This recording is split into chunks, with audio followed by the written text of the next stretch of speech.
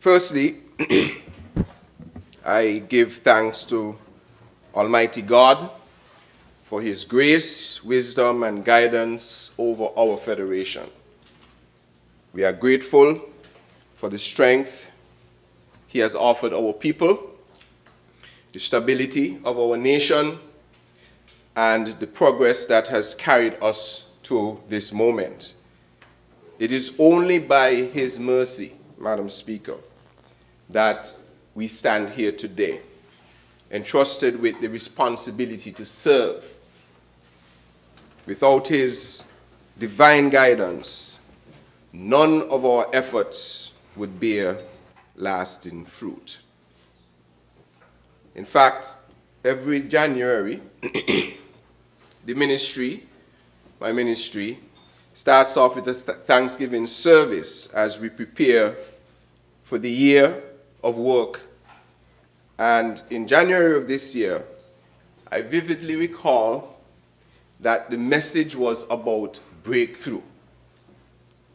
We had declared as a ministry that this would be a breakthrough year. God's anointing has therefore come to pass, and indeed, as I provide a recap of the extraordinary work that has been done, you will see that we most definitely have had a breakthrough year. I wish at this moment to sincerely thank my team, our dedicated public servants, our advisors, our technical experts, and support staff who have worked tirelessly, often behind the scenes, to ensure that our goals were met. Your professionalism, your resilience, and sense of duty have been truly inspiring. You have demonstrated that teamwork, integrity, and service above self can transform vision into reality. I thank you, we thank you, and the nation thanks you. And that is why I've invited you here to publicly acknowledge all of your contributions to the significant progress that we have made thus far. So thank you.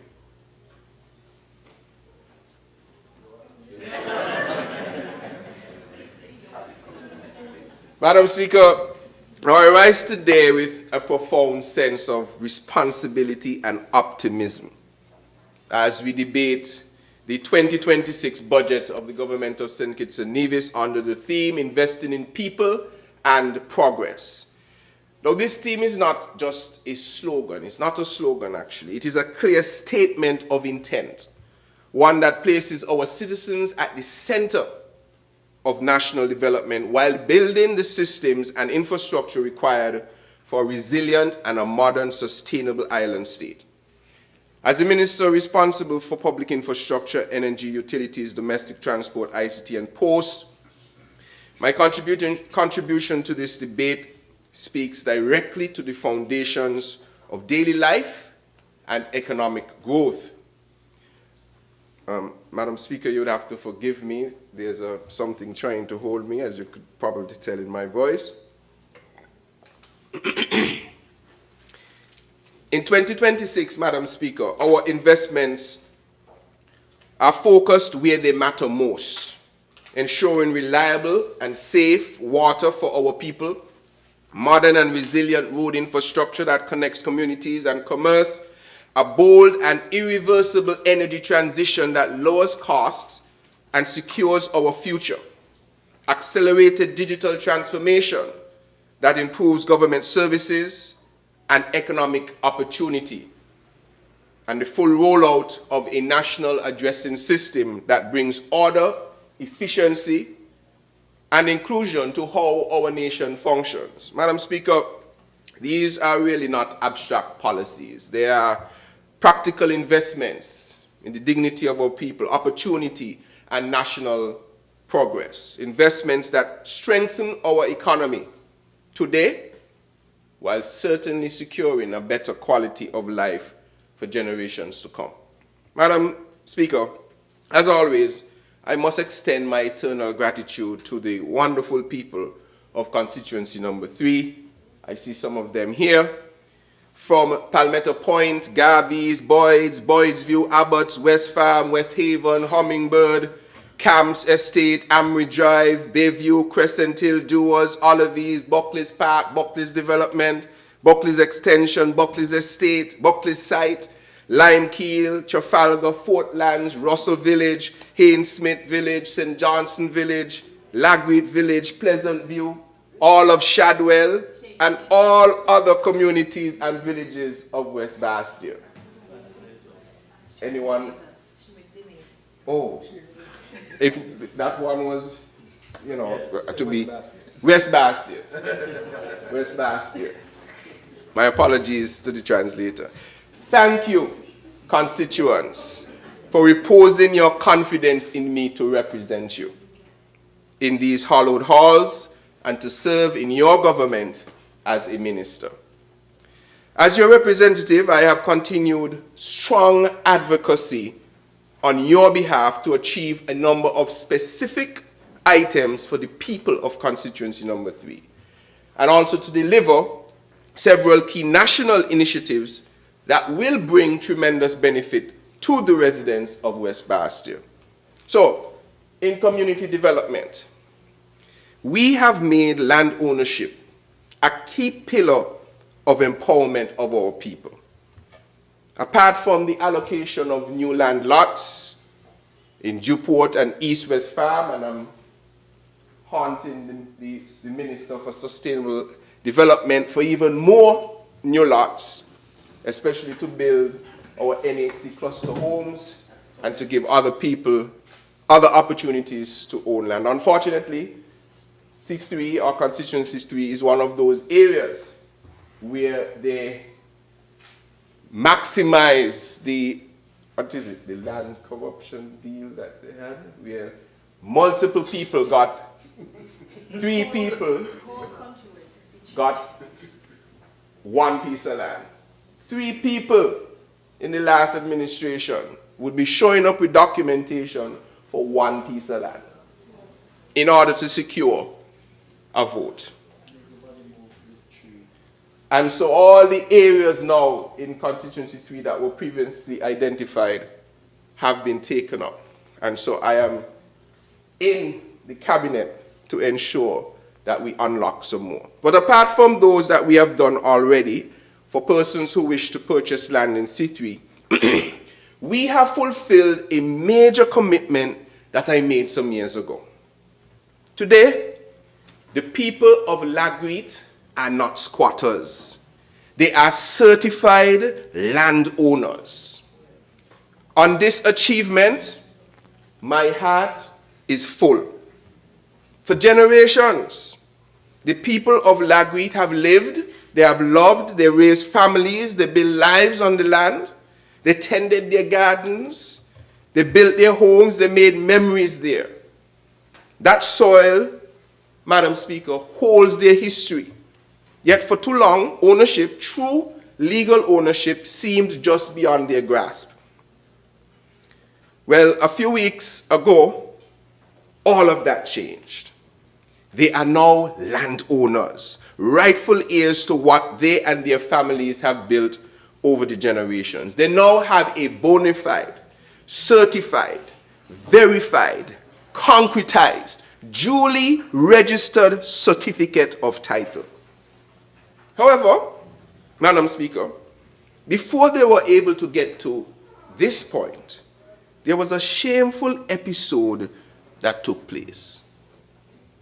After I had committed, this is prior to 2015, to regularizing their land ownership situation, if the Labour administration continued then, the Harris-led administration did not fulfill this need for 7 years up until 2022. However, in an effort to literally fool the people of Lagweed just before the 2022 election, after they had offered the land for sale to the residents a few months earlier, the Harris-led administration invited the residents of Lagweed to a ceremony at Nima on Wednesday, July 27th, 2022. You know how much days that is before election? Wednesday, July 27th, 2022, and announced to the world that they were presenting the residents with their certificates of title. Honestly, when I saw that, I thought to myself, wow, did the Harris-led administration really fulfill one of my dreams for the people I had hoped to represent? The residents attended the ceremony with anticipation.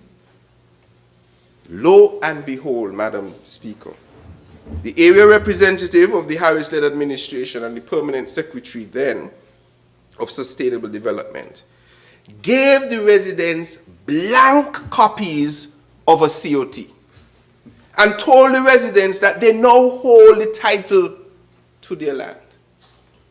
You don't believe me? Look it up. I don't know if they have any of the footage here. Look it up. Look at the news article posted by SKNIS on the 27th of July 2022, where it says, and I quote, residents of Lagreet North Housing Development were issued with their certificate of title at a simple but significant ceremony held at the National Emergency Management Conference Room. It goes on to say that a COT is a legal document issued by the government that indicates proof of ownership of real property or titled personal property. The PS at the time said, proudly, having the title to the land is one part. She went on to say, today, 40 plus residents will receive their certificate of title, and the rest of you will be given your approval letters. Well, after all the fanfare was over and the residents opened their package, the shock set in. I remember a particular person, she certainly wouldn't mind if I call her name, Veronica Sheila Jeffers, calling me. I don't know if she's here today. Calling me. Stark raving mad. And in her colorful way, using, of course, many French languages that are French words that I can't use here, to tell me that they can't fool her. She brought the blank COT to me.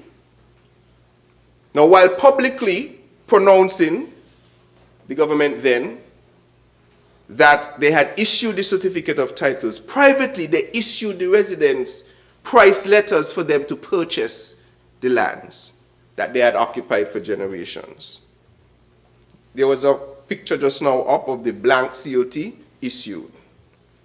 I gave my commitment to Sheila and the Lagreet community that if given the opportunity, I would correct this wrong and lobby a Labour government to transfer the ownership of the land to the residents free of cost and present them with a real, fully executed certificate of title.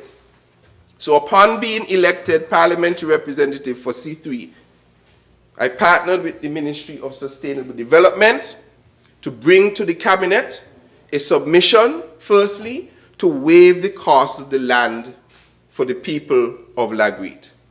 From there, multiple meetings and stakeholder engagements were conducted to properly apportion the land, identifying and verifying the rightful owners and occupiers. This culminated in October of this year, long before any election is due, with the official handing over of their COTs. Congratulations to over 70 residents of Lagreet. You now own a piece of the rock. And also congratulations to those in Upper Monkey Hill, in Amsterdam, in St. Paul's. I don't know if they also had fake ceremonies for them. I don't think so, because they were doing, they started it in my constituency with the fake ceremonies. Congratulations to all of you, because it fulfills a key pillar of the SKNIS Labour Party's agenda of people empowerment, investing in people. And so I'm very pleased that now they have a real certificate of, they now own it. Their equity, their stock has gone up. There's one guy up there had a big piece. He now worth thousands more. And he's very pleased and very happy. I think the pictures on the screen tell the story. Now, in the area of roads in the constituency, in addition to the entire island, of course, which I will speak to later, Constituency 3 is certainly not getting left out, and it is getting its share of major road infrastructure upgrades. We have already resurfaced roads leading to Bounty Welch, roads in Boyd's Village, the entirety of Limekeel Extension, Fort Lands by where Cardi used to be, roads in Trafalgar, below the Carding home and the other road below that. The Grandmasters Road, which I don't think was paved, maybe since it was paved the first time. Infirmary Road, Jones Street, and Wigley Avenue. We also have, of course, some new concrete roads in constituency number 3, in Shadwell West and South, in Boyd's View and Palmetto Point. And the thing about roads sometimes, like the roads in Lagreet and so on, etc., and in the villages, is when they're bad, everybody notices them. But when they're good, nobody notices them. Nobody notices them because it's now no longer an inconvenience. And sometimes you can forget that it is just a few months ago that this road was not in the best condition. So additionally, as constituency 3 would have been the area that Bastia, sorry, I was saying that we have additional new concrete roads in Shadwell West, South, Boyd's View, and Palmetto Point. Yes, I said that. Number 3 cannot be left out of the road revolution. Additionally, as constituency 3 would have been the area that Bastia expanded into, we still have many of the large road projects that need to be completed in the future, including East-West Farm, which is the largest one in the country, Bayview, and others. Doers, etc. We have fixed major drainage issues in Limekeel Development, Limekeel Project, Haynes Smith, St. Johnson, and others. Madam Speaker, C3 will also benefit, or constituency 3, West Bastia, will also benefit, of course, from our national efforts on water, which I will speak in detail about shortly. And we continue our beautification efforts. I realize that the member for number 2 has kicked up a storm by simply continuing our beautification efforts. I really don't understand. Panic. So we continue our own beautification efforts where we are providing bins to areas and stay tuned for our next schedule. They're usually posted on my Facebook page when we are doing cleanups in the area. Madam Speaker, as it relates to history and culture in the constituency, Villagerama has been revived. Every November now, we have Villagerama activities from Juve to Parade Day to 5K runs to elderly care packages, and we will continue the effort to make Villagerama bigger and better as the introductory festival to Sugar Mass. We also have now had 3 installations or 3 editions of our Icon Roots and Culture Children's Summer Camp that teaches our children about our culture, our heritage through dance, drumming, masquerading, baking, cooking, hair braiding, steel pan playing, storytelling, sightseeing, and more. And it is really a truly amazing experience for the children. They love it. We have it for a full week, but they inevitably always ask for us to do another week. So we will consider that. Madam Speaker, let's look at sports development in the constituency. For the first time in a long time, the Patsy Allers Playfield will have a fully functioning storage and bathroom facility on the southeastern side of the playfield. Yeah, man. The construction. Almost finished. Almost finished. Sorry, we will be building. The reconstruction is almost complete, such that the next champions of football, the Village Superstars FC, and all the affiliate groups will have storage and a place to shelter and restroom facilities on the Patsy Allers playfield. For years I've seen that building dilapidated, and now we are on the crux of completing that renovation. However, this is just the start, Madam Speaker. We have much more to do, even on Patsy Allers playfield. We have an extensive plan which we will do in due time. Madam Speaker, after making a strong case on behalf of the sporting fraternity and the community on a whole of the village area of constituency number 3 to my cabinet colleague ministers, I am pleased to further announce what the Minister of Sports announced yesterday of a major development in sports in C3. For the first time again that I am aware, the government of St. Kitts and Nevis has specifically budgeted funds to start the construction of a brand new stadium on the Limekeel playfield. It is itemized in the budget estimates under the capital projects for the Ministry of Sports. This means that in 2026 we intend to start the construction of a brand new stadium at the Limekeel playfield. Now, in anticipation of this, because I know that the cabinet was going to support me, in anticipation of this, I had already lobbied extensively for the design and consultation process to begin. So Public Works, in collaboration with the Ministry of Sports, has already started or developed a design for the playfield, including multi-purpose space for cricket and football, a space for basketball, parking, storefronts, and lights. The sporting teams were consulted and continue to be consulted as the project moves into procurement stage early in the new year. In 2026, we intend to tackle the first phase, which will be the building of the stadium. This project will bring an end to the absurd situation where teams like the great Village Superstars FC and now Village Galaxy, formerly Trafalgar South Stars, and Hainsmith cricket team did not have a place to call home.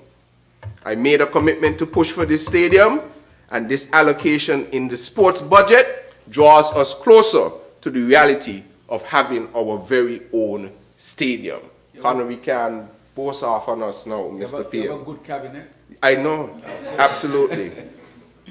Madam Speaker, in healthcare, of course, Constituency 3 will benefit on a national level because we are about to start the construction of the brand new JNF Smart Hospital in Constituency number 3, ensuring that job opportunities are at our doorstep.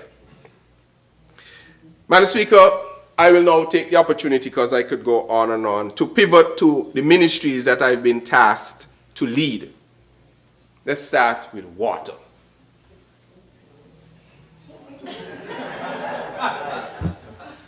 You like that, eh? Water is life, and every drop counts.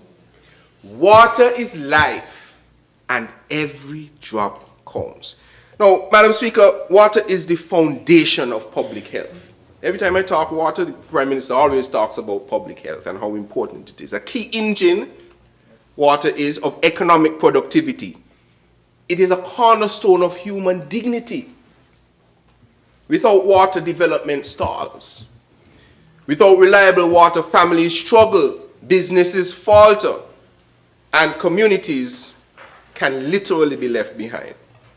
Now, Madam Speaker, since prior to the St. Kitts Nevis Labour Party administration, this Labour Party administration, too many of our citizens have lived with uncertainty, wondering when water would come, how long it would last, and whether tomorrow would be better than today. However, since the St. Kitts Nevis Labour Party administration took office, the Water Services Department has undertaken some of the most ambitious and transformative investments in water infrastructure in the modern history of St. Kitts. These were not symbolic gestures. These were decisive actions grounded in science, guided by planning, and driven by the needs of our people. Our strategy has been clear, Madam Speaker. Increase supply while strengthening resilience through upgrading piping and storage. Modernize operations through a SCADA system and smart meters. And building institutional capacity. And above all, Madam Speaker, restoring dignity through reliable access to water. Now, Madam Speaker. Madam Speaker gets water now. She gets water now? Yeah. She's from Keon? Yeah. Okay. I'll come into that. Madam Speaker, in recent months, opposition detractors have been keen to remind the Federation of a statement I would have made in 2022 to the lead up to the election, where I said, and this is how they cut out the video and they share the video, so I'm going to say what is on the video. I said in that video, he had to run in the shower before the water lock off. And I said, why in 2022, in St. Kitts and Nevis, water still locking off? That shows a lack of vision, a lack of leadership when it comes to the public infrastructure in this country. I went on to say, and as the engineer in this team, I will see an end to that. That you can have dependable energy and water and utilities to your homes, so that you don't have to be running home to catch a bath or waking up a particular time in the morning to catch a fresh. We are past that. And we give our commitment to you to provide those services. I remember when you said it. I said that. That's the end of the quote. But somehow, the opposition thinks that this is supposed to be negative. That I am going to run for cover because we have not yet completed the full transformation. Persons would comment on the Facebook post and say, well, it's now 2025 and water's still locking off. Somehow, after the former administration, you're right, had 7.5 years to try to address the matter, even try.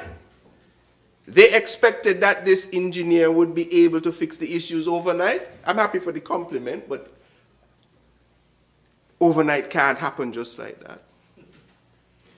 After making no major investments in water and electricity for 7.5 years, while boasting about surplus after surplus, as the members opposite on Nevis spoke about yesterday, who were part of that government,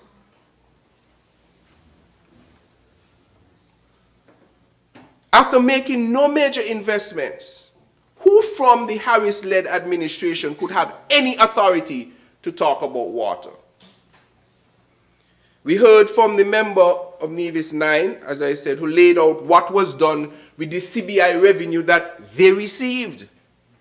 They could count down the things they did with water, storage, pipelines, a small desal. They have a treatment plant over there to deal with extra manganese in the water. I took my water services team to go and visit their installations over on Nevis. They took the CBI revenue that they got, and they have something to show for it. Yep. Under the Harris-led administration, who has absented himself for the entirety of the budget presentation thus far. I want pay. What does St. Kitts have to show for water under that leadership? So let me be clear that I stand by my statement of 2022. In fact, let me now add to this statement. So, Madam Speaker, the statement continues. So after I said, let me go back to the bottom of the statement, said that we are past that and we give our commitment to you to provide those services. So let's continue the statement now. As a result of the St. Kitts Nevis Labour Party administration making water delivery the priority that it ought to be, we reinstituted the Water Board after years of dormancy. The budget for water over the past 3 years has been increased by over 400% to facilitate the needed infrastructure that the other administration neglected. A 24-hour water hotline service was set up.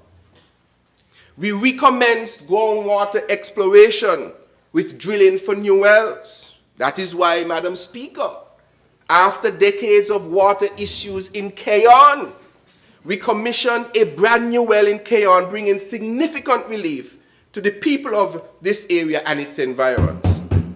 Do you have water, Madam Speaker? Great. Our problem now in Keyon actually is that we cannot keep the pump on all the time as the tank is not large enough to hold the water.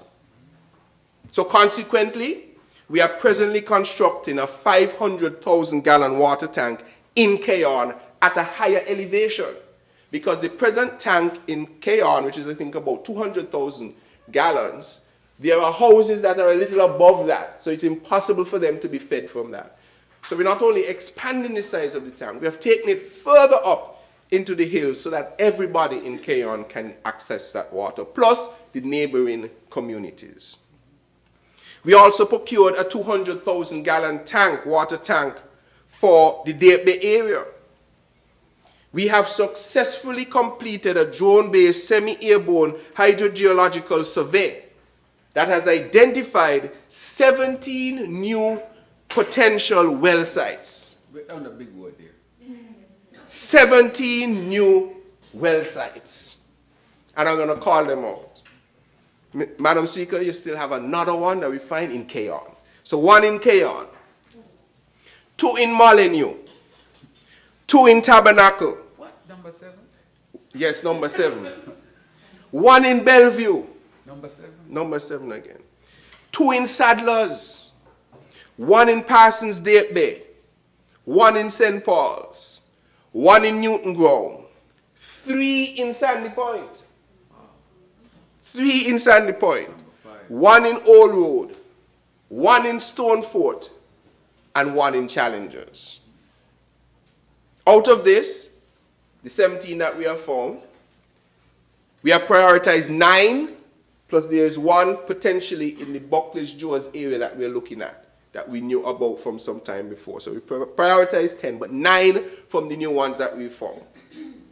So for the member for number 6, who has said, I see you doing for Keyon, I see you doing for Bastille, what happened to number 6? Well, we're starting in number 6. So our first well will be drilled out of this batch in Sadlers. The driller has been identified, went through a procurement process. It is the company out of Trinidad, who I think is the same company doing drilling in Nevis as well. And they are en route here with their rig for send kits to start this month, actually. December? Yes, if all goes well. Wow. So we're going to start in Sadlers, then we're going to go to Sandy Point, to Newton Ground, to St. Paul's. Remember, for number 6, going to like this boy. This is Sadlers, Newton Ground, St. Paul's, Parsons, there, Sandy Point, as well as I said, Tabernacle, Molyneux, Keyon, and Challengers. Those are the 9 areas which we're prioritizing. Obviously, this is a multi-year project, but we are hoping to do at least 4 or 5 new wells in 2026. Wow. But it obviously depends on how fast we get through. When we drilling is an uncertainty. You could meet all kind of things that you drill, and some of these points are actually at a little higher elevations, so it's going to take a little longer to drill to get to the water. Madam Speaker, we have procured thousands of feet of water pipe to replace the deteriorating pipelines across the entire island, including areas such as Stapleton Village Extension, including areas such as the Southeast Peninsula, which is probably the worst example of leaking pipes. Those pipes have deteriorated tremendously, perhaps because of the salt water that they're exposed to. But every time we put on the water, we can't keep it on when the persons have filled their tanks, because the pressure builds up and bursts the pipes. So we've procured those pipes already, but we had to prioritize the desal, which I'll get to lay 5,000 feet of pipe. But in Southeast Peninsula, we are getting ready to lay 15,000 feet of pipe in Southeast Peninsula. We have replaced the aged pipelines for all the road projects that we are resurfacing. So every time Public Works digs up a road, before we put down asphalt now, we are replacing the pipeline under the road. That is proper planning. We have procured and laid, as I mentioned, 5,000 feet of HDPE pipe from the Bastia desal plant to the Mon Peak storage. I think those are some pictures that you're seeing there of that installation. In fact, Nevis was so far ahead of us that we invited the Nevis Water Services Department to come down to help with the training for our people to lay that new type of pipe, which is the HDPE pipe. We had entered, as you would have heard, an arrangement to purchase desalinated water from Royal Utilities that was being actively pumped in the water system in Frigate Bay. However, as I will explain shortly, that need and that arrangement will come to an end. We've constructed a pump house in the Frigate Bay area to be able to pump water up to the Timothy Hill storage for integration of the desalination water from Royal Utilities in Frigate Bay at the time, and very shortly from another desalination source, which I will talk about. We have constructed fencing to protect some of our exposed water assets, including 1 million gallon worth of storage in all of these. We are expanding the Water Services Administration building to accommodate the growth of the Water Services Department, plus the repair of the entire roof of the existing building. We have completed the interconnection of storage facilities at Olivies and Lagreet to have the ability to share water coming from the west, like Wingfield, etc., with areas in the east. We are presently laying new pipelines in the Bastia Valley Aquifer to interconnect 4 of the wells on the aquifer to be able to redirect the water that would have normally gone to Mon Peak to areas such as St. Peter's, Mr. Prime Minister, Buckley's, Shadwell, and Taylor's as we prepare to complete commissioning of the Bastia desalination plant. I want to say here, Madam Speaker, that I am aware of the added frustrations of the people of Taylor's and Buckley's and Shadwell and Joes, etc., who have had to endure even shorter times for water. This is because, for water integrity purposes, the Water Department has had to significantly reduce the extraction from a major well in the Shadwell area. For us, safety is always first.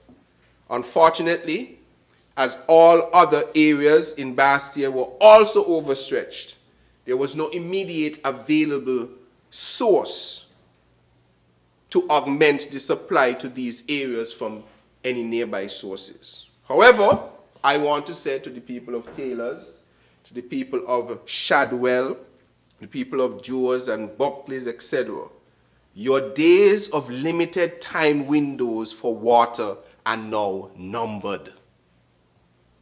Thank you. They are numbered.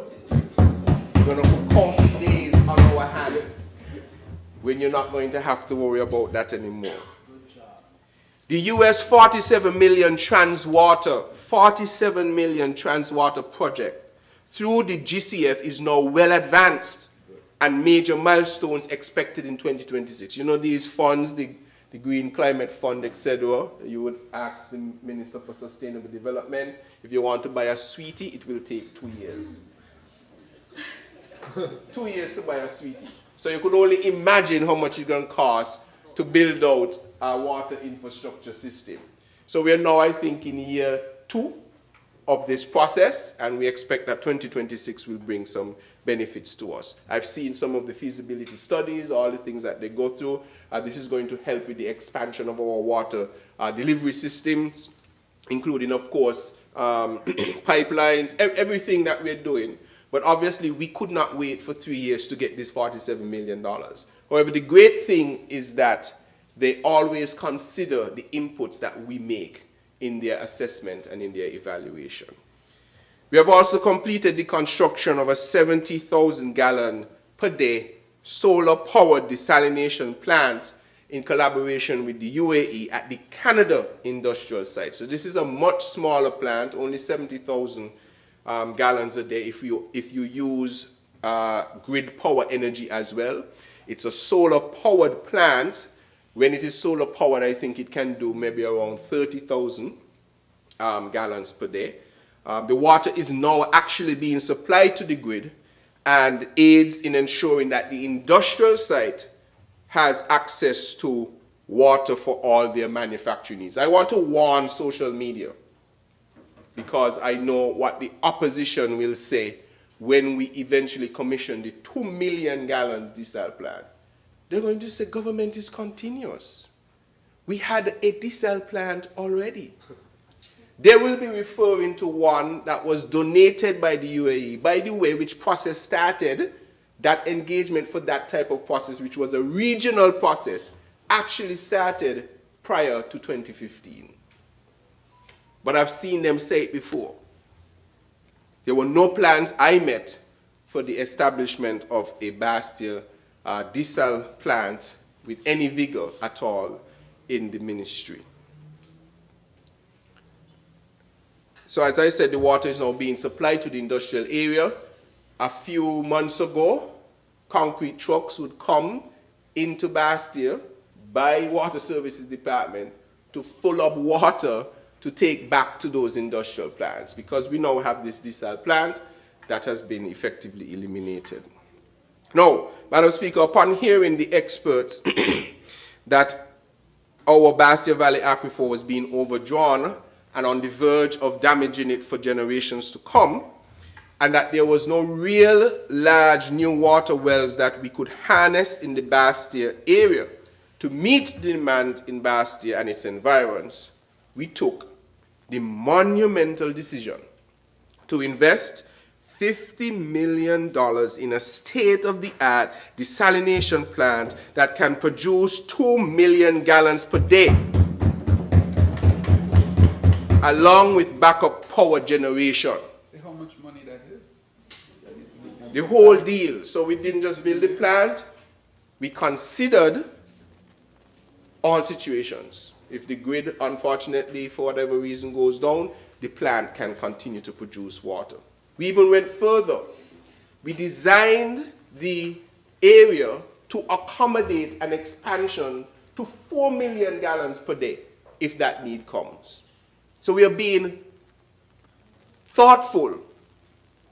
We're thinking down the road, so that after we build the 2 million and then we need 2 million more, we put this stuff, the tank, everything in the wrong place. Through the procurement, we engaged Royal Utilities, the most experienced desalination expert in St. Kitts and Nevis, to properly design and professionally build this landmark infrastructural achievement for St. Kitts. From meticulous planning and rigorous design,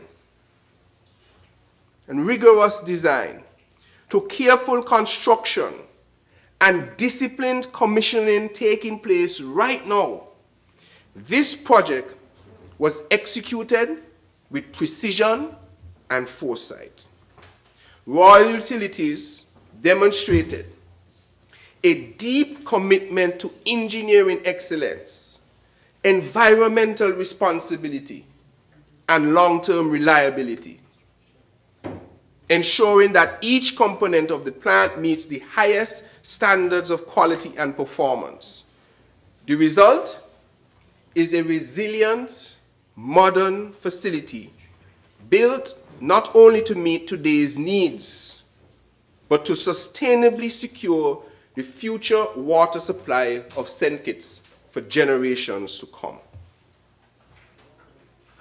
I want to pause here to publicly acknowledge Royal Utilities, and in particular, Jerry Moyes, who is sitting in the audience now. Jerry Moyes has been in St. Kitts now for 20-something years. we've done a poor job because he still speaks, he don't have no Kittitian dialect. He does? Oh, well, he doesn't say it to me when we have meetings. So I was wondering if we failed there. But 20-something years, Jerry has been here. And he has been the engine behind the Royal Utilities desalination plant that has supplied the Marriott for the time that the Marriott has been here in St. Kitts. He also runs the electricity generation plant for Royal Utilities that powers Marriott. So he brings a wealth of experience in operating in our jurisdiction. And I was very pleased to partner with him and his expertise to bring this landmark infrastructural achievement to St. Kitts. Put your hands together for Jerry and Royal Utilities. Over the past couple of weeks, we have been in the commissioning stage. And many of you might have seen a release yesterday, but I'm pleased to share an official update statement from the Water Services Department that was shared yesterday. And it reads, the Water Services Department is pleased to announce that during the ongoing commissioning of the 2 million gallon per day Bastia desalination plant, all water quality tests have been successfully completed and have met and exceeded World Health Organization drinking water standards. Yes, you can clap. This includes comprehensive microbiological and chemical analysis, confirming that the water produced is of the highest quality and safe for consumption. As commissioning activities continue, including the integration of the new plant with the existing water distribution system, some customers in various parts of Bastia and its environs may experience longer supply periods. These adjustments are necessary as different interconnections are made to ensure optimal performance and reliability of the system. The Water Services Department thanks the public for their continued patience and understanding as we work diligently to strengthen and improve water delivery for all customers. End of update statement. What that is saying basically, Madam Speaker, is that we are full on into the commissioning phase of the Bastia desal plant. We have already completed the testing. The quality is of top quality water, meeting the higher standards. So now it's about how do we integrate that with our system? How do we integrate the 500,000 gallon storage tank that is there with the pipelines that we have laid? How we are going to shift different water from different places, etc. And right now the plant is going under what is called a stress test. So it's running for an extended period of time to see if anything will break down. Because as you know, with this, you're going to have situations that you need to deal with over the next coming weeks. Even when our full commission is complete, you're going to have those snags that you have to complete and deal with. But so far, so good. The plant is able to produce good water. And I had the privilege, this is not desal water though, but I had the privilege of tasting the desal water. And I was hoping that I would not be able to tell the difference. And I wasn't able to tell the difference. Mr. PM, I got to bring some for you. You went up there. We should have sent you to get a sample. But it is excellent quality. And I want to stress that this desal plant is stripping down the water to effectively H2O. Now, H2O for humans does not have any taste. We learned that in school. Water doesn't have a taste. And so what you taste are the minerals in the water from our wells, for instance, or from the runoff. That is what you're tasting. And so at this desal plant, after it goes through its first set of filtration, they get rid of all the things, so nothing from the ocean comes in. And when you go to the plant, you can actually see the fresh seawater through a clear pipe coming in. After that, they go through a multitude of filters, from 50 microns, 20 microns, 1 micron down to 0.0 something microns to the molecular level. So particles can't pass through, only molecules. And then they go through the reverse osmosis process, which are those pipes that you see in there now, those white things. It is forced through there at very, very high pressures. And everything is stripped. All of the sodium or the salt is stripped out of the water.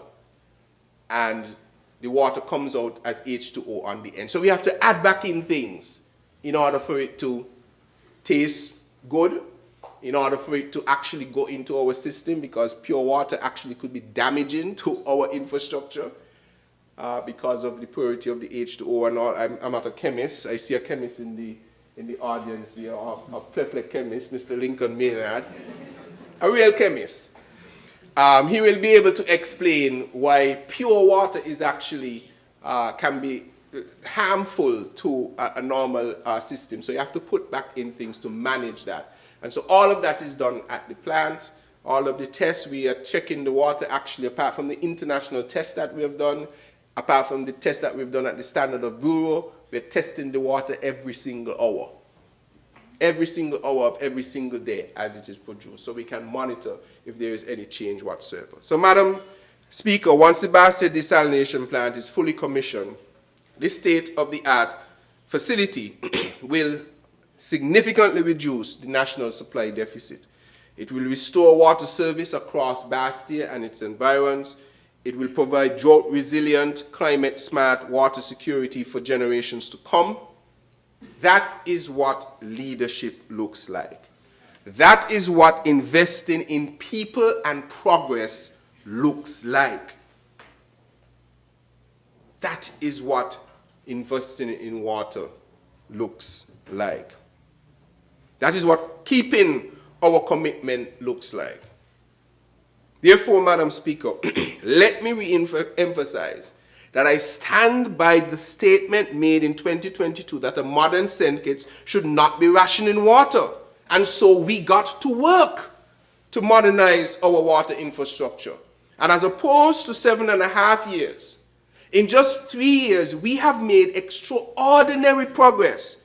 We're in just a matter of days to come with the full commissioning of the Bastia desalination plant, and we get the green light to go ahead with full operation. Listen to this.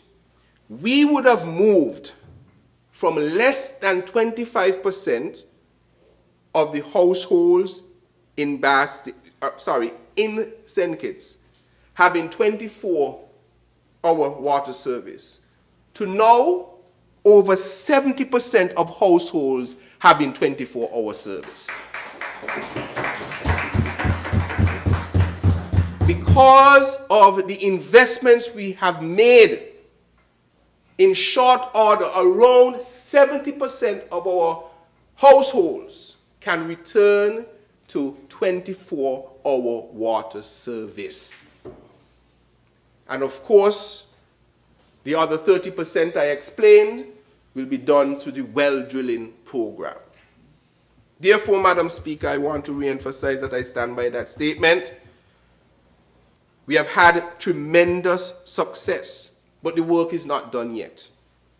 For 2026, this budget proposes the following. First, we have $8 million that have been identified for the new well drilling in order to close the demand-supply gap in the northwestern side of the island, bringing the remaining 30% of households to 24-hour water service.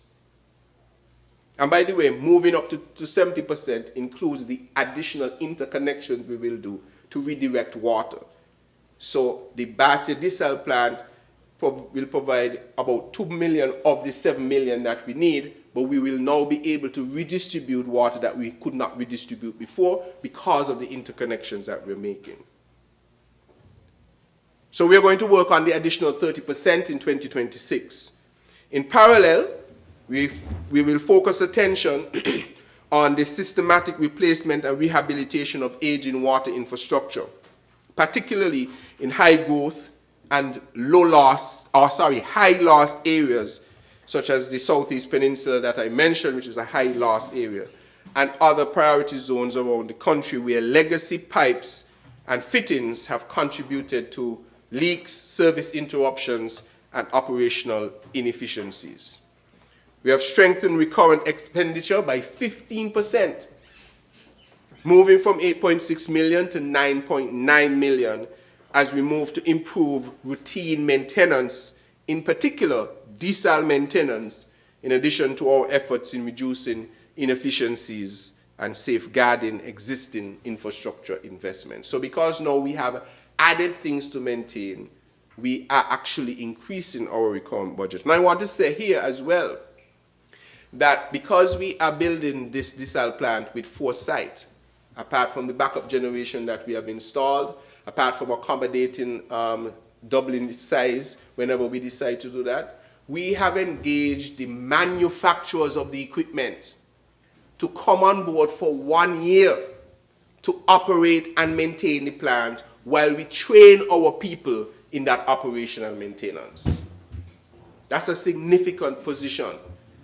Because the truth is, when we build something, we always build something good, but we struggle with maintenance. And I'm not prepared to allow that to happen under my watch. So we're going to engage the manufacturers, the people who build and manufacture the plant, who build the equipment, who design it, etc. They will come and they will work with us for 1 year in the first instance to ensure that we are properly upskilled to maintain the desal plant. We will also have the completion of the 500,000 gallon storage tank in Keyon, the pipe replacement project in Southeast, as I mentioned, the completion of the water services expansion building, the completion of the water services building roof, the replacement of the Lagreed water storage tank roof, which is in very bad condition. We are going to advance efforts to procure a water treatment facility for the 2 wells in Shadwell that could provide an additional 800,000 gallons per day. Similar to the treatment facility that they have in Nevis, we will be looking to procure a similar one for the wells in Shadwell that we can't use because of increased levels of natural minerals that are unsafe. We will have the initiation of the digitization of the water services project through implementation of what is a SCADA system, or a supervisory control data acquisition system, where tank levels can be checked remotely, allowing for instantaneous decision making to facilitate a much more efficient water delivery service. In Nevis, they have the receipts, because you can go and see what the tank levels are on a screen for some of their tanks in Nevis. We can't do that yet in St. Kitts. So every day, different times of day, people have to go and check the levels of these tanks. We're bringing an end to that, and we've started that process, and we hope to make big headway in 2026.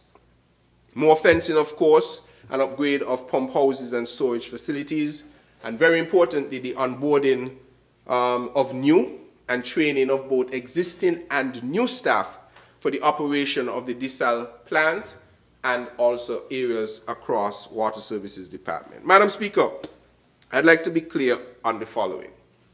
No system is perfect.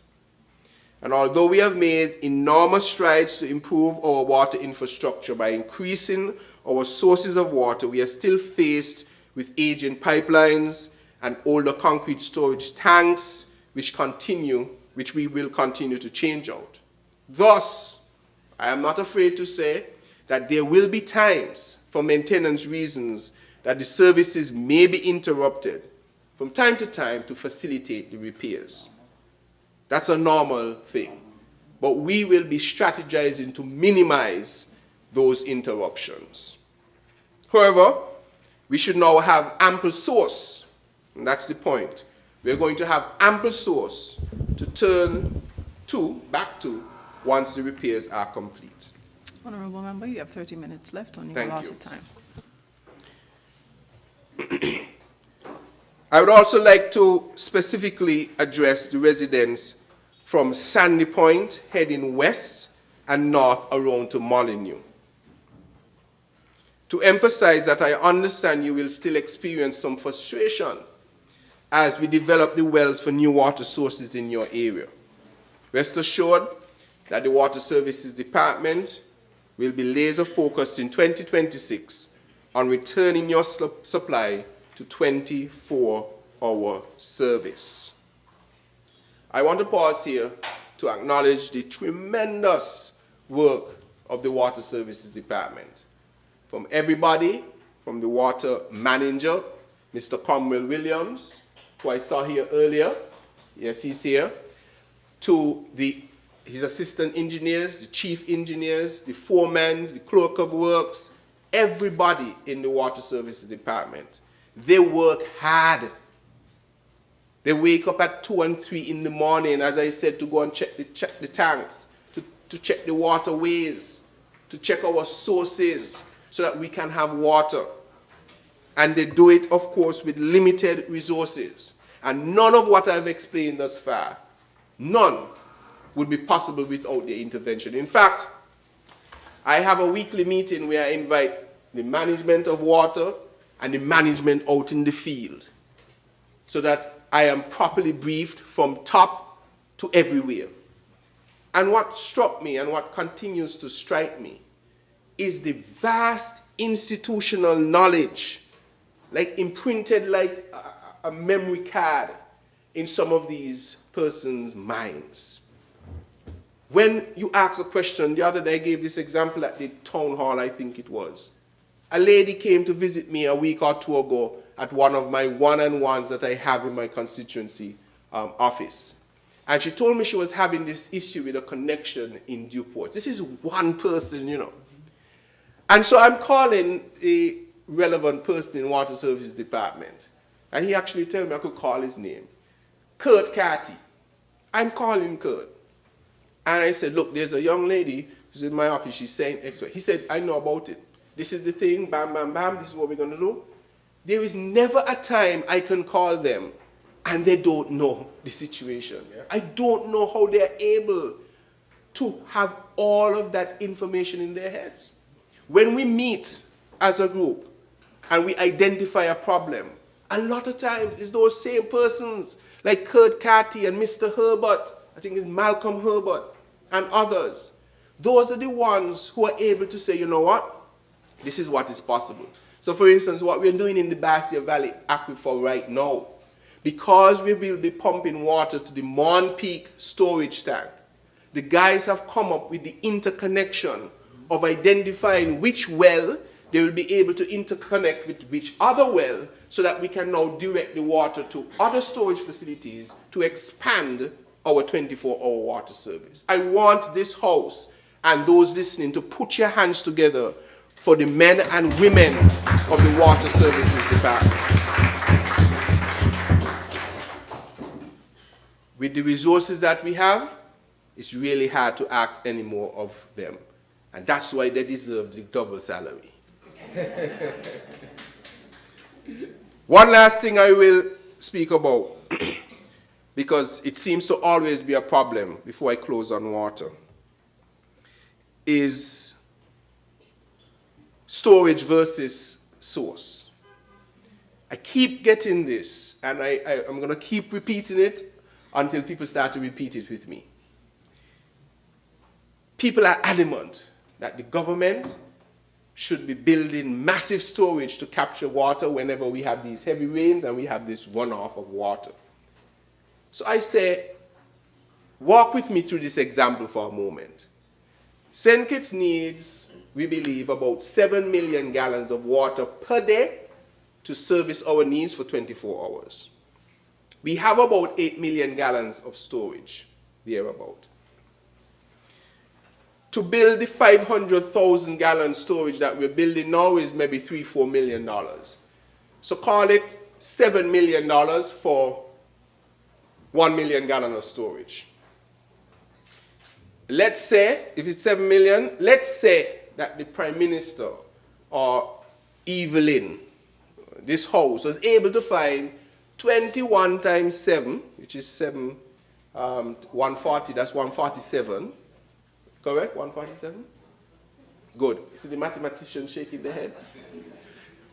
If we were able to find $147 million today, and in the snap of a finger build 21 million gallons storage today, then find the other hundreds of millions of dollars to direct the water from those guts that run when rain pour heavily to those 21 million gallons of storage. When they are filled, how much water we have? How many days do we have water for? 3 days. 3 days. So then it means that we have to have a downpour of rain every 3 days for that 21 million gallons worth of storage to make sense. Our problem is not storage. Our problem is source. The converse. Our Bastia Valley Aquifer right now produces 2.5 million gallons per day, rain or shine.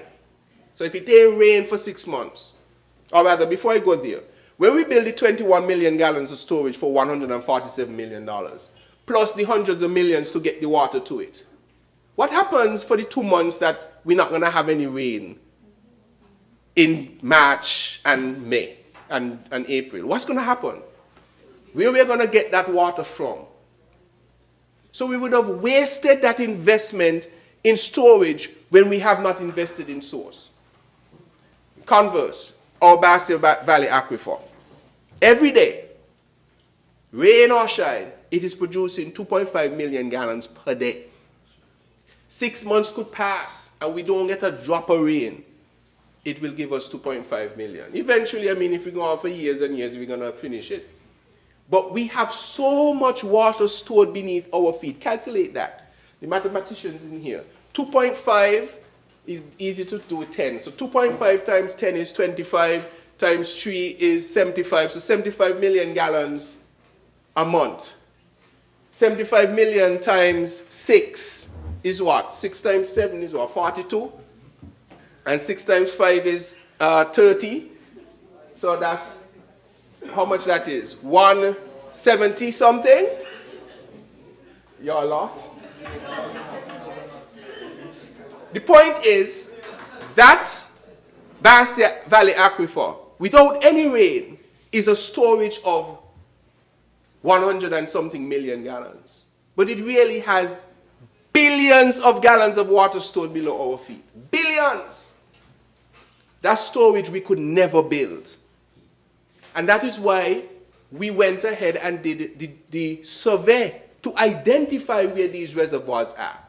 Because my colleagues from constituency number 6, like the member for the senator here for the Ministry of Sustainable Development, they would tell me, and the member for number 6, well, it's raining in Newton Ground, St. Paul's, the Parsons, every single night. We see the rain up there in the hills. You mean to tell me we can't get no water? Well, the truth is that, let me ask this question. How much of that water is reaching down into your community? How much excess is running off to the sea when it's raining up into the hills? Almost zero. There is no active river in St. Kitts. No active river. And science tells us that about 80% of the water is taken up by our plants and evaporation and transpiration, etc. It tells us that only about 2% runs off. That's what you see in the guts.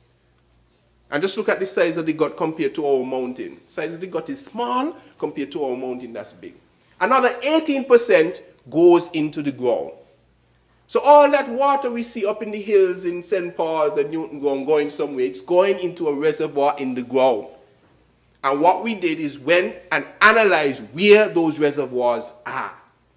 And we are going to drill in those reservoirs to get a reliable source of water. In fact, when we have a reliable source of water, we don't even need storage. I keep saying I visited Dominica. And from the airport to the town, I passed no less than 25 rivers. And I must say, my heart grieved. Yes, it's my Caribbean neighbor. Yes, I know people from there. But I said, why we couldn't have a river like that? That is just running all day, every day. That I could just plug up something to and get some water. The UN has identified us as a water scarce country. We do not have excess water. We do not have excess runoff. So those of you who make a valid or ask a valid question why we don't store the water that is running off, it doesn't make any economic sense because it is not sustainable. What is sustainable is identifying the water in our aquifers, and what's the other sustainable way? Desalination. Because remember, $147 million to build 21 million gallons of storage to not be sure how you're going to fill it, compared to 50 million with backup generation to provide 2 million gallons every day. So that $50 million plus the cost of electricity will provide 2 million every day. Mathematicians, that's 365 million times 2 in a year. The 21 million gallon storage could never have provided us with that. So I want to keep repeating this, that our issue is not storage. Our issue is source. If we have a renewable, reliable source, we actually reduce the need for storage. We can't operate the other way. We can't build more storage if we don't have source. It's like only having this amount of water to share, and you get a bigger glass because you think when you get a bigger glass, you get more water. But it's only this water to share. So you're going to get the same water no matter how big your glass is. So I just wanted to reiterate that point. And finally on water now. The government and the ministry with responsibility for water is doing and will continue to do our part. We have invested tens of millions of dollars in securing the water future of this nation. We have and will continue to drill more new wells. We will continue to lay critical pipelines. We will continue to upgrade aging facilities. We will continue to train and equip our staff to manage modern, complex water systems.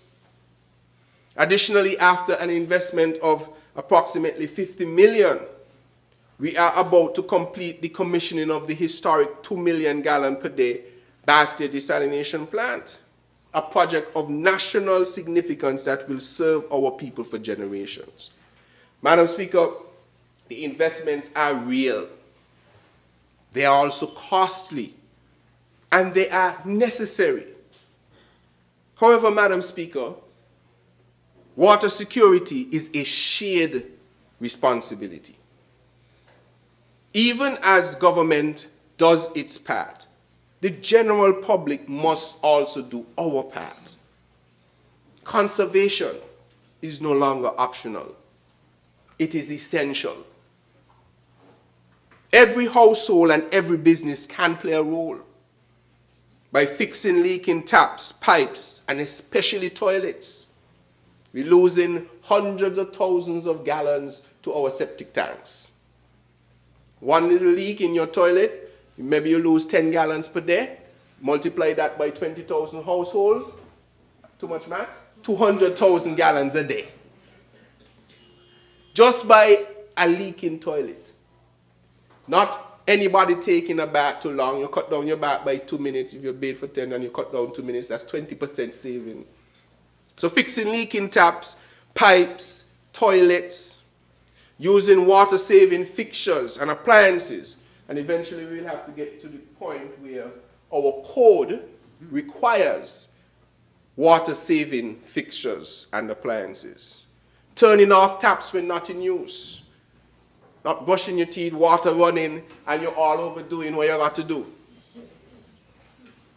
It's true, a lot of people saying it's true doing it. Reusing water where safe and practical, such as gardens. Limiting unnecessary wastage while washing vehicles and driveways and hard surfaces. If you're washing your vehicle, put on a spray on the hose so you can spray lightly and not take it off, wash it with the whole hose running and shut down the hose while you're... If you lose 20 gallons that way, and 1,000 people do it, that's 20,000 gallons we lose just so. Reporting leaks and illegal connections. If you know people have illegal connections, pick a bird or something. If you get a bird, pick somebody in the ear. Small actions multiplied across the nation make a powerful difference. In fact, saving just 30 gallons, as I mentioned, from your day-to-day activities, we can save St. Kitts 10% of its present water consumption. So the reality is right now, if we were to be very strict and enforce strict water conservation, we actually would have enough water to be at 24 hours. But we do waste too much water. And then that is coupled with the financial responsibility. Right now, many of us will go to the supermarket and we will buy a gallon of water for maybe about $5. We will go to a function, as the member for number 9 said, and buy a small bottle of water for $5. The government right now starts charging about $7.50 for 1,000 gallons.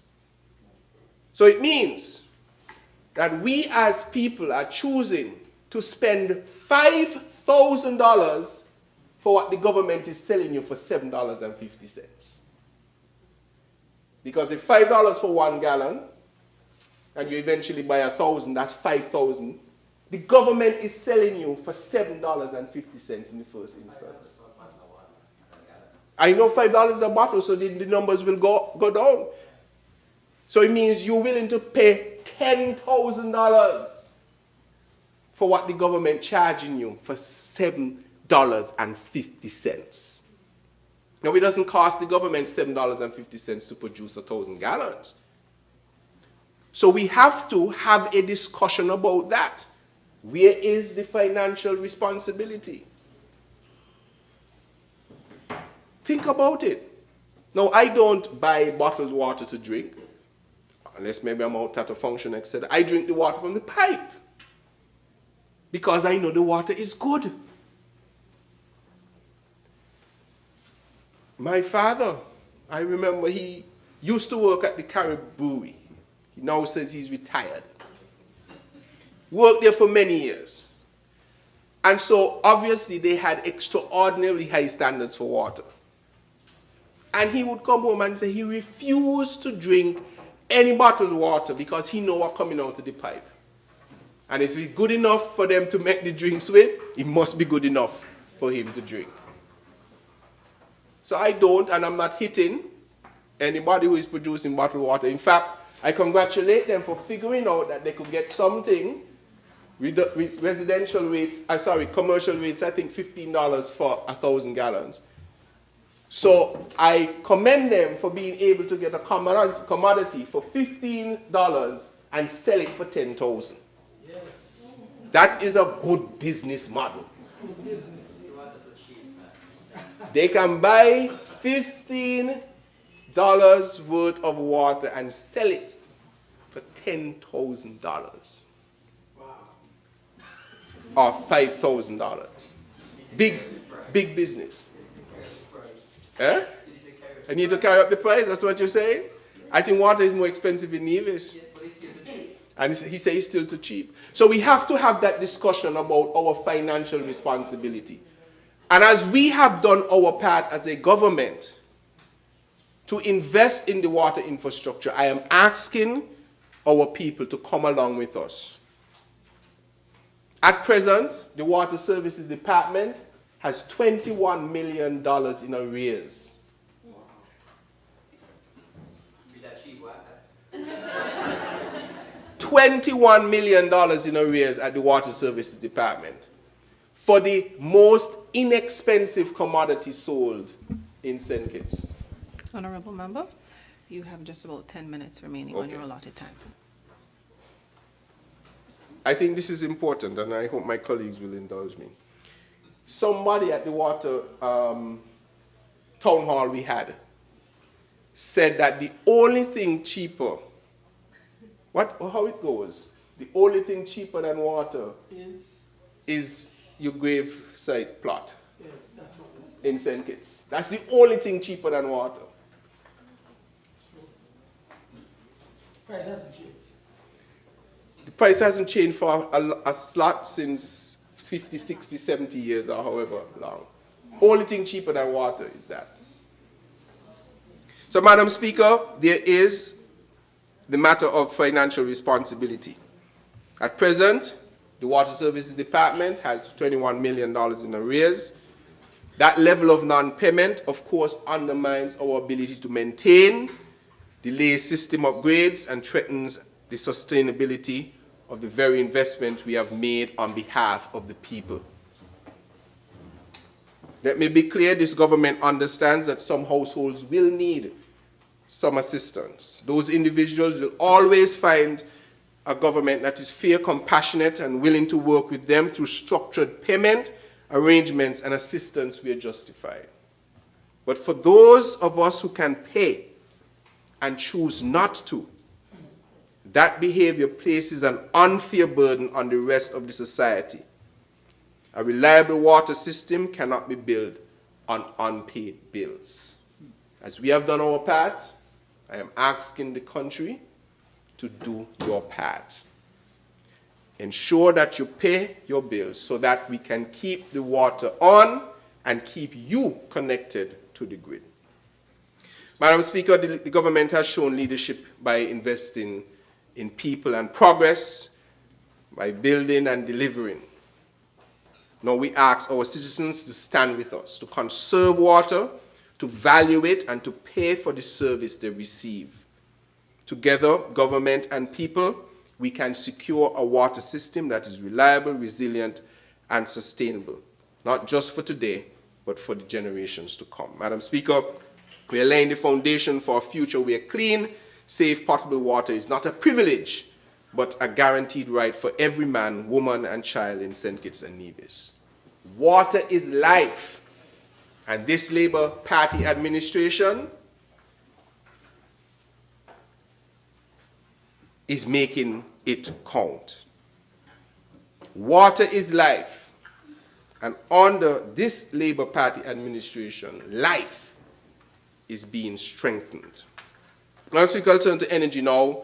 I know that my time is fast fleeting, but these are important ministries, and I think the information is very good to share with the public as to what we're doing. Now, energy is not, of course, merely about electricity. It's about economic sovereignty. It's about national resilience. It is about climate responsibility. It is about the cost of living for every household and business in the Federation. It determines whether our hospitals function without interruption, whether our schools are powered for learning, you name it. For decades, small island states like ours have carried a heavy burden, though. Dependence on imported fossil fuels, exposure to volatile global prices, and vulnerability to climate shocks. This Labour Party administration made a conscious decision that the status quo was no longer acceptable. And today, Madam Speaker, I wish to report that the energy transition of St. Kitts and Nevis is no longer aspirational. It is underway, it is structured, it is financed, and it is advancing. At the policy level, the Energy Unit has delivered a foundational milestone with Cabinet approval of the Decarbonized Roadway Initiative for Vehicle Electrification. DRIVE. Decarbonize the Roadway Initiative I for Vehicle V Electrification, DRIVE. And this electric vehicle transition policy and action plan does several critical things. So we recently got approval from Cabinet. It establishes a clear national vision. It sets manageable objectives for EV adoption, for energy efficiency and emissions reduction, etc. It grounds policy in both global best practice and local realities. And most importantly, it provides an actionable roadmap, not rhetoric, for implementation. So this policy aligns our transportation, energy, climate, and economic planning into a single, coherent direction. That is how serious transitions are done. Importantly, this is the part that everybody wants to hear. I only could give you half of it now, is that the cabinet has also approved concessions for EV and hybrid vehicles, which will be announced at the drive launch in January 2026, with the implementation anywhere from March and April. So the cabinet has approved for us to move in this direction, and the final concessions will be announced in January. Madam Speaker, also the cabinet has approved the Solar Integration for Sustainable Energy Program, that is SOLARIZE. Solar, Integration, I, for Sustainable, S, Energy, E, SOLARIZE. We have to thank the Energy Unit for working on these things and coming up with them. Drive for the EV policy, SOLARIZE for our solar policy. So the cabinet has also approved SOLARIZE program introducing small-scale distributed renewable energy regulations. What this means is that for the first time, citizens and businesses will be incentivized to install rooftop solar systems and be fairly compensated for excess energy returned to the grid through a net billing mechanism. So the SOLARIZE program serves as a national operational framework for approval, installation, licensing, grid interconnection, and operation of small-scale solar photovoltaic systems, which may also incorporate battery energy storage systems. In contribution to the emission reduction strategies, the SOLARIZE program seeks to safely integrate into SKNIS grid a cumulative total of 5 megawatts of distributed solar PV generation capacity on or before 2030. With this target, the program structure therefore provides a regulatory framework for managing applications, assessments, inspections, compensations, and monitoring for grid impact and compliance. Implementation of the program is proposed to commence on April 15, 2026. Importantly, which is what everybody wants to hear, electricity that you generate from solar energy will now offset your SKNIS usage and thus your SKNIS bill. So if you produce solar all day and that's all you use, you get no bill from SKNIS. Added to that, where you produce excess energy into the grid, SKNIS will credit you 11 cents per kilowatt hour. So it means if you produce excess, so you're only using 10 kilowatt hours in a day, but you produce 20 kilowatt hours, SKNIS gives you a credit for that, such that when your system is not on, you can use that credit towards your bill that you're using in the night. And it's better for you if you have battery energy storage. Because if you generate the electricity, you use what you're using at home, you fill up your battery, and you pay some to the, you give some to the grid and get a credit back. Then in the night now, you use your battery for the energy that you already produce in the day. And if you need more, you use your credit. So in January, we'll launch completely the SOLARIZE project. And the program now clearly creates a return on investments for households, reduce pressure on centralized generation, and great resilience during disruptions, and definitely a culture of shared responsibility in national energy security. I want to take this opportunity to congratulate the team at the Energy Unit, Dr. Bertil Brown and Mr. Denazio Frank. They have been under severe pressure from me. I don't even know if they like me still, to be honest. I'm serious with that. Mr. Frank knows the type of pressure that we've been putting on, and they did an extraordinary job. It is comprehensive, the policy that has been presented, and we will launch in January with operation in April. So I want to thank them. I also want to thank SKNIS. Honorable member, Yes? you are out of your allotted All right. time. You have exceeded time. Madam Speaker, I wish to ask this Honourable House to indulge me for another 30 minutes. The question is that the honorable member be permitted to speak for a further period not exceeding 30 minutes. Those in favor? Aye.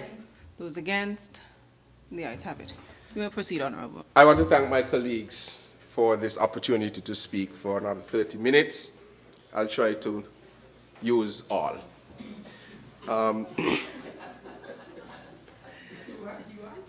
So I want to thank SKNIS for their involvement in this as well, because naturally they're the ones who have to facilitate the interconnection.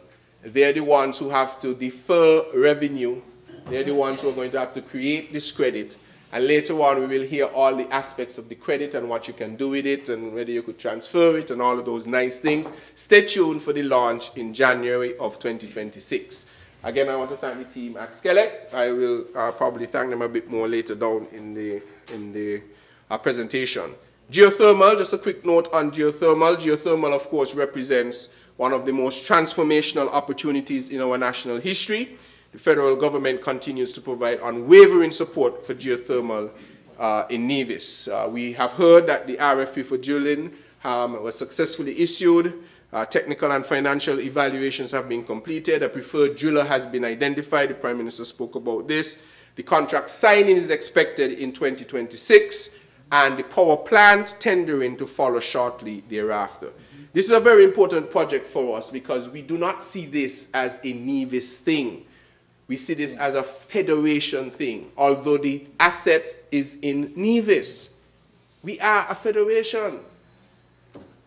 And so upon coming to office, one of the first things the Prime Minister did was to sign to allow for the CDB to give the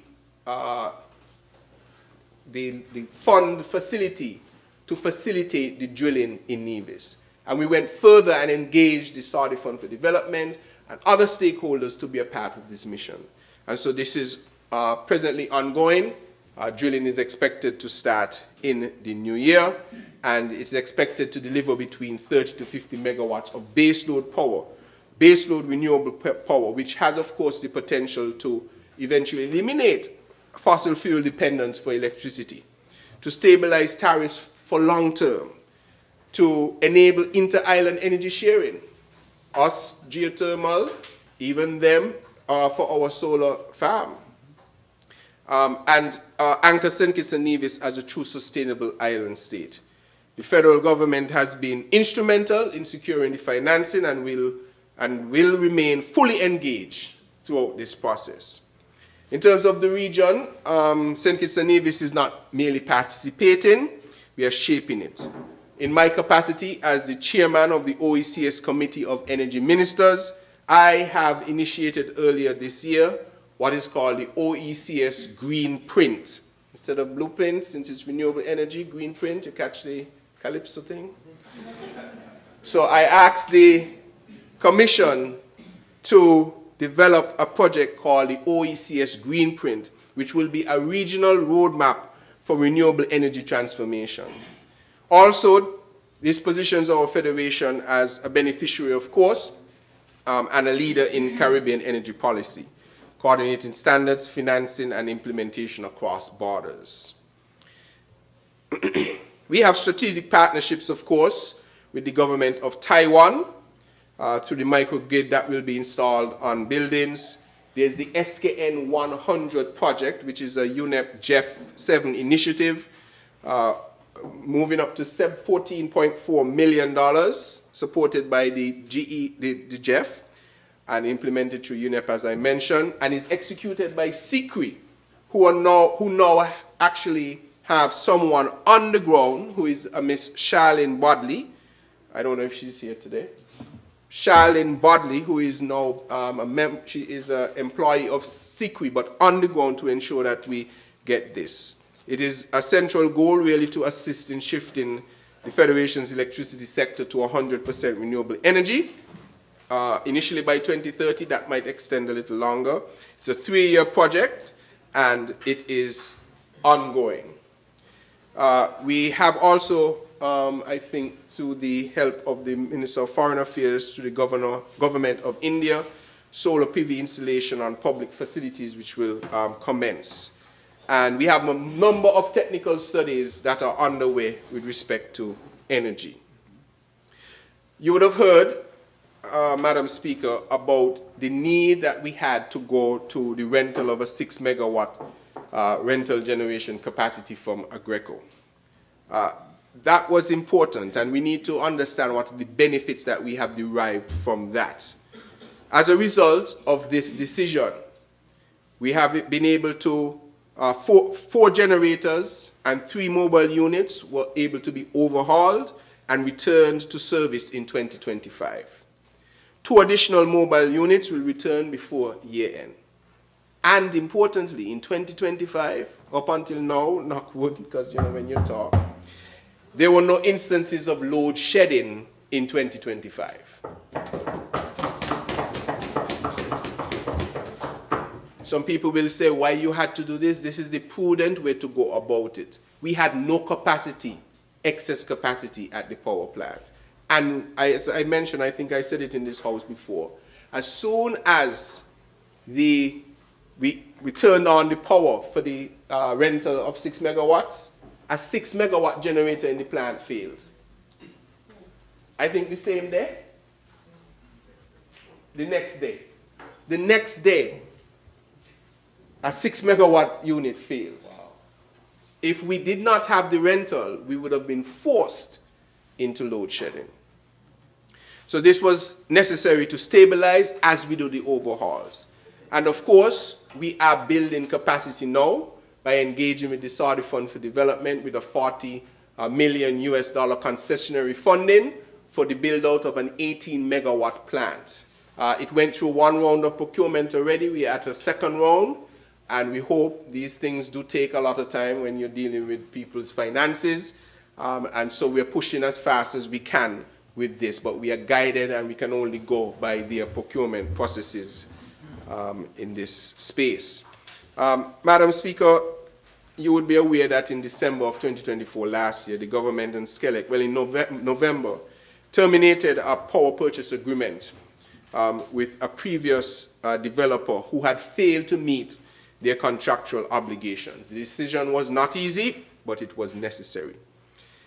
Instead of repeating past mistakes, SKNIS engaged Castalia.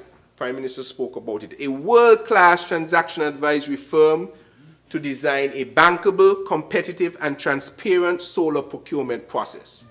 This includes full technical, economic, financial due diligence, grid impact and battery optimization studies, cost-benefit and LCOE analysis, bankability assessments, preparation of PPAs, RFPs, and interconnection agreements, market sounding and tendering, and competitive tendering.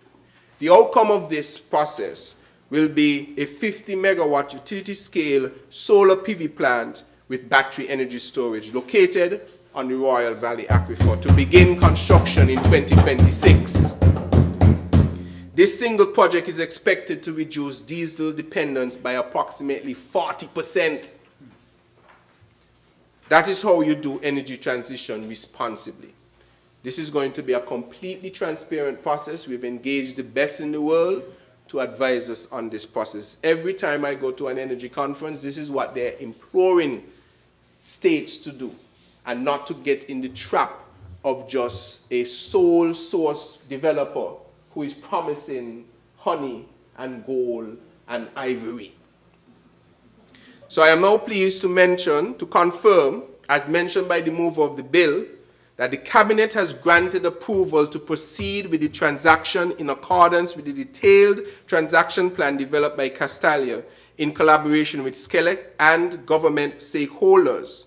This includes the launch of an RFP for this utility-scale solar PV and battery energy storage plant in the coming weeks. This will be a transparent process from beginning to end. So you will know about the RFP launch. You will know when the receipt of bids happen. You will know when the preferred bidder is announced. You will know when the contract is awarded. You will know when there is financial close.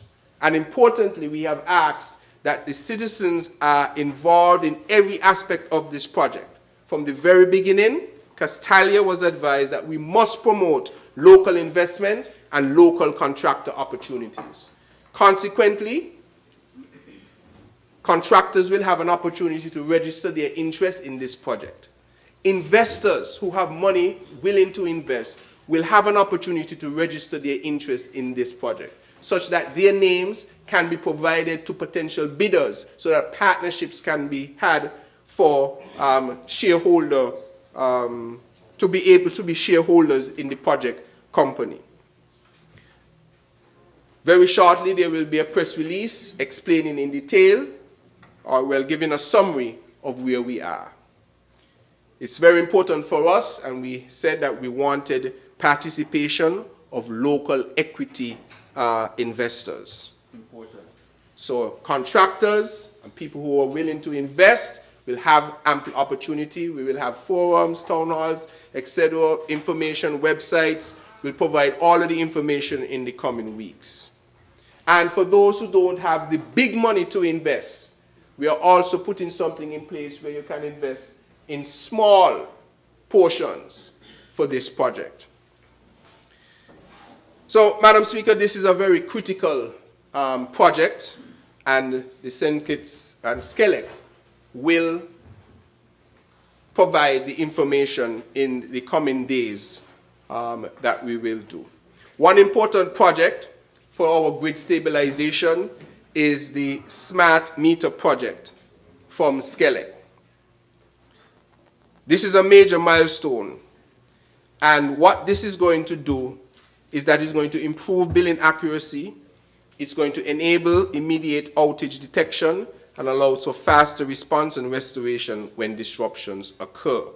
Very shortly, again, SKELEC will announce their plan, as they will be coming to your property to upgrade you to state-of-the-art AMI meters, smart meters. So, Madam Speaker, as time is fast is fleeting, last year I spent a lot of time on ICT and the cable and everything digital. This year it was infrastructure, well, water. And I want to touch on infrastructure very quickly because I'm out of time shortly. When it comes to roads, Madam Speaker, we have made tremendous amount of investments. I will run through the list very quickly. I know the interpreter might have a difficulty here. But in the first 3 years, we have invested well over $80 million. So let's go. Rollins Housing Development, St. Paul's, 100% complete. These are new concrete roads. Race Course in Newton Grove, number 6 again. White House Gardens. Why not? White House Gardens, phase 1, 100% complete. That's in C8. Boyd's View Housing Development. Shadwell West, and South Housing Development, 95% complete. Sunset Reef, Palmetto Point, Trinity, 100% complete. And Fortlands in C4, 100% complete. These are brand new concrete roads. For asphalt resurfacing, don't hold your breath. Warner Park, Bay Road in East Bastille, Boyd's Village, Bontewells Primary, Market Street, Sprott Street, Fortlands Cardi Building, Wigley Avenue, Trafalgar, 2 roads below Cardin Home, Southwell Drive in Newtown, George Street in Newtown, Industrial Site in Bastille, Lower Monkey Hill, the old Factory Road in Kitster that leading to George Moody Primary School, Sandy Point's Burks Roads, Sandy Point Stadium View, Cleverly Hill, Boyd's Village again, Grandmaster's Bandhouse Road, the road below, that's what we're going to have to name it, I ain't going to name it, Grandmaster's Bandhouse Road, road below Cardin Home, Jones Street in the Village, Infirmary Road, Utley's Village, Harris's, Limekeel Housing, Main Limekeel Road, New Road East. Wow. And I haven't spoken about the St. Peter's Main Road and F.T. Williams Highway. from the roundabout by the airport all the way up into Orgies for a state-of-the-art thoroughfare for the largest growing area of St. Kitts.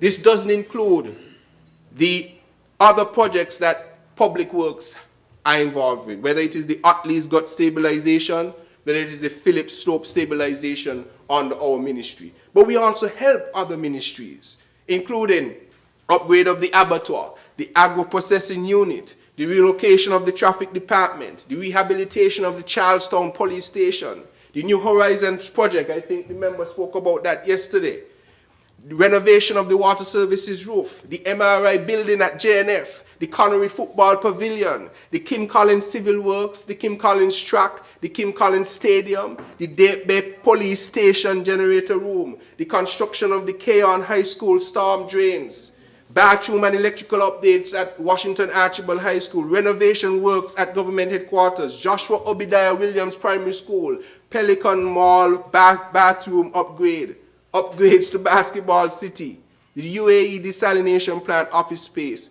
the Craft House roof replacement, the Keon 500,000 gallon water tank, the upgrade to Patsy Allers playfield. Madam Speaker, Public Works is one of the most underrated institutions in this country. Yet the record shows that they are by far the most effective project implementation institution in this country with the limited resources. Of course, there is tremendous room for improvement. And in 2026, we will be engaging experts to analyze what is the most effective and efficient orientation of Public Works Department. We will be doing what is necessary so that Public Works is not defined by some of our more laid-back workers that you see around, who may not always live up to the standards that we are trying to maintain. But they do an extraordinary job.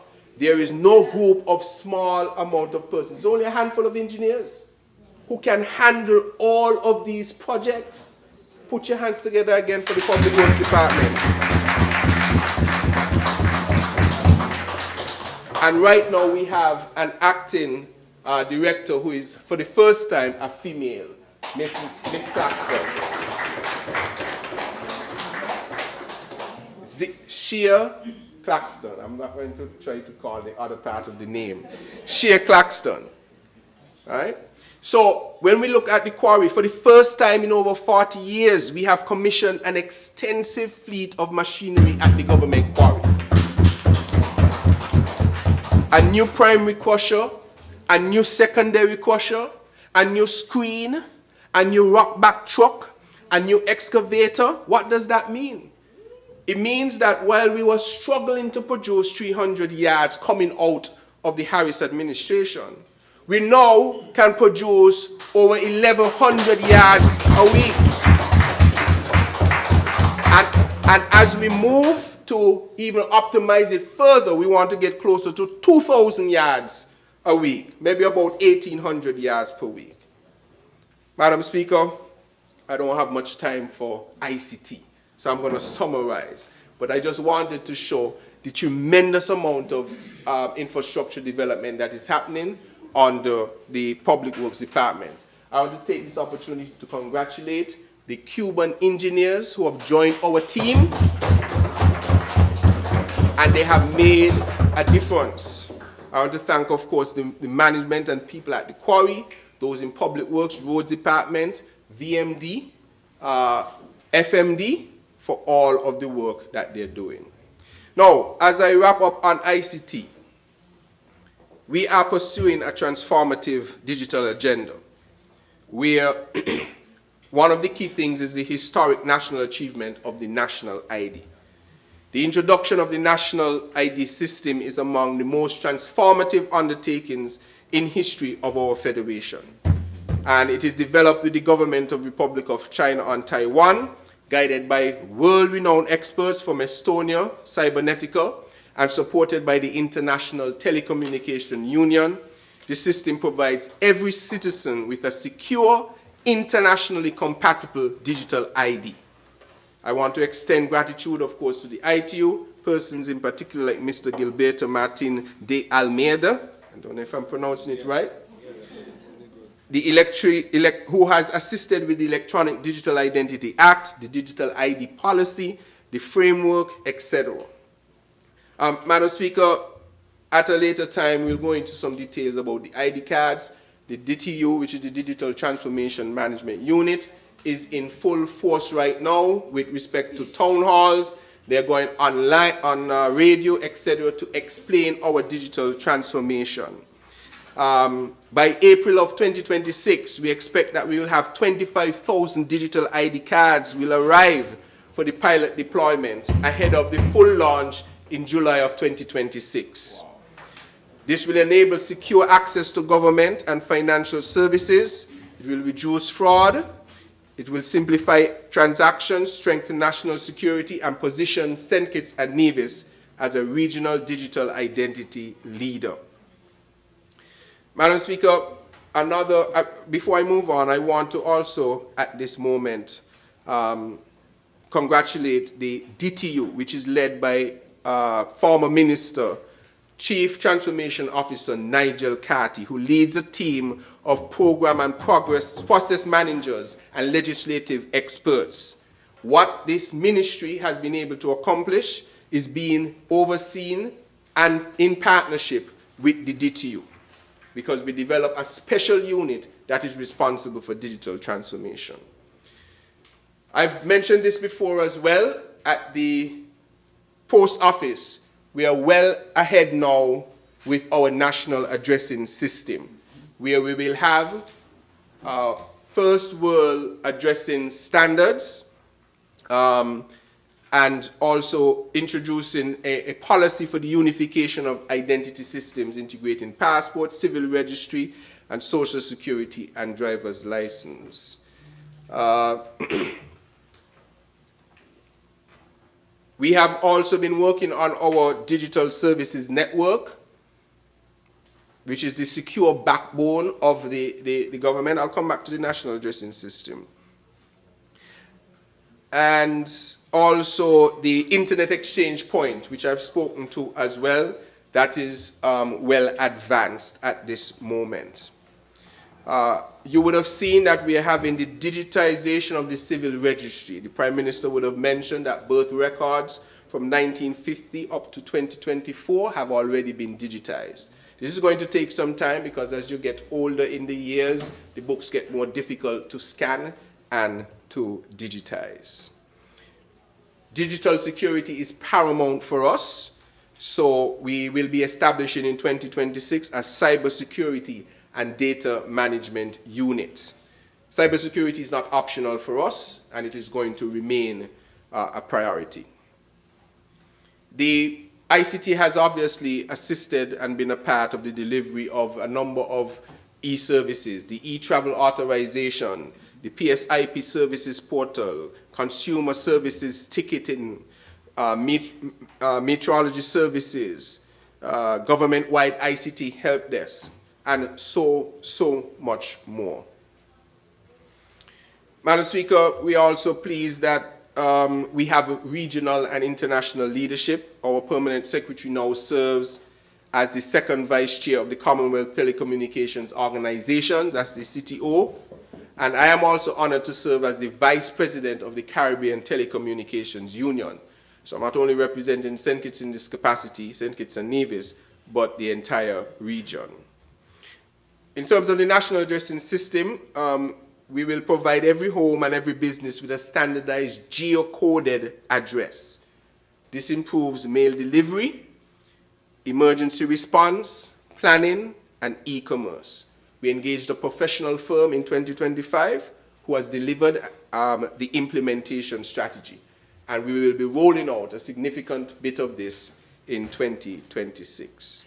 Madam Speaker, as I wrap, I just want to take this opportunity to acknowledge the contribution of the National Telecommunications Regular Commission for the work that they continue to provide with strong regulatory leadership. There's something called the Universal Fund, where service providers provide monies to, and over 3.3 million of that has been invested in ICT infrastructure for healthcare, including WANs, telephony, video conferencing, and Wi-Fi. The security initiatives at Cockershell Bay reduce crime following the CCTV deployment, education institutions, and they continue to work on emerging technologies, including satellite services and advancing the OECS quality of service regulations. And in the audience as well, I think some persons are here from NTRC, so I want to recognize their work. Sometimes they go unrecognized, unnoticed, but they are a critical player in our ICT space. And finally, the cable, who is a strong partner, is also supporting our digital economy. They continue to provide a critical role in our national digitization. Achievements include full IXP connectivity with the IXP we mentioned, free Wi-Fi at the airport and around the community, the build-out of the fiber to the home deployment, connectivity for schools. Over 20,000 users, I understand, access their Wi-Fi in Bastia. And in 2026, they will continue this with, importantly, the launch of IPTV, where you can see everything, choose what you need to watch and those kind of things digitally on your television. They will also begin services in Nevis, as they had done an agreement in Nevis. So, Madam Speaker, as I wrap, the digital identity, secure infrastructure, modern legislation, and empowered citizens. Through this, we are building a government that is resilient, transparent, efficient, and inclusive. These investments reduce waste, shorten transaction times, strengthen resilience, and unlock opportunity. We are investing in people. We are investing in progress. And I have laid out how the ministries that I lead have been doing the work that we have been asked to do, and we've been delivering results on behalf of the people of St. Kitts and Nevis. It is my pleasure to serve, and I will continue to do so with the grace of God and with the support of the constituents who decide on that. Madam Speaker, may it please you.